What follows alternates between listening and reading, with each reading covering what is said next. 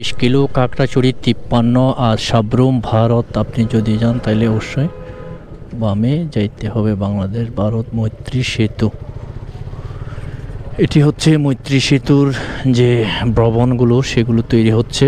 এটি হচ্ছে মৈত্রী সেতু, বাংলাদেশ স্থলবন্দর কর্তৃপক্ষ নৌবাহিনী মন্ত্রণালয় দ্বারা পরিচালিত।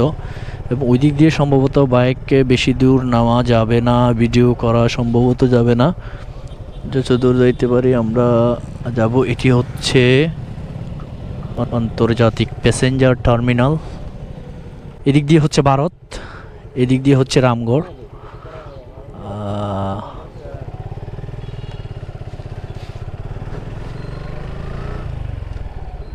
তো ওদিক দিয়ে আসলে বেশি দূর যাওয়া, আচ্ছা অনেকে যাচ্ছে দেখি, তবে বেশি দূর যাওয়া যাবে না আমি যতটুকু জানি। দেখি এটি হচ্ছে রুট ক্রস সেট, যদিও এটি এখনও আনুষ্ঠানিকভাবে চালু হয়নি বা আনুষ্ঠানিকভাবে সময় লাগবে। সো সেই হিসেবে আমরা ওইদিকে ভিডিও করা যেহেতু অ্যালাউ নাই, ভিডিও রেখে আমরা একটু দেখব।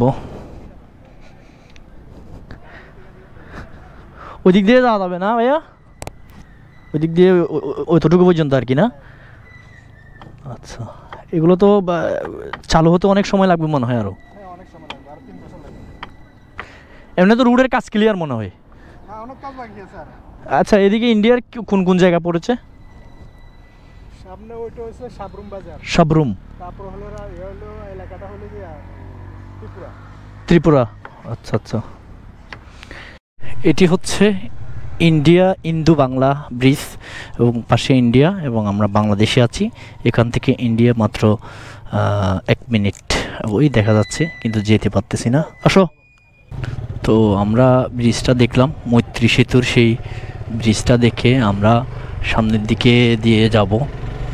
এখান থেকে আরও একটি তথ্য আপনাদেরকে দিয়ে রাখি, এখান থেকে বারোয়ের হাট 36 কিলো এবং ফেনী 57 কিলো, ঢাকা হচ্ছে এখান থেকে 208 কিলো।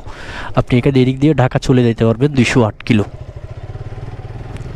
তো আমরা রামগড়ের মেন বাজার যেটি রয়েছে সেটির দিকে যাচ্ছি এবং এটি হচ্ছে ইন্ডিয়ান সেতু এবং এখানে একটি খ্রিস্টীয়দের একটি প্রার্থনাগার বা উপাসনালয় রয়েছে। এটি সম্ভবত বামে, দুঃখিত ডানে, আর বামে হচ্ছে ইন্ডিয়ান আপনার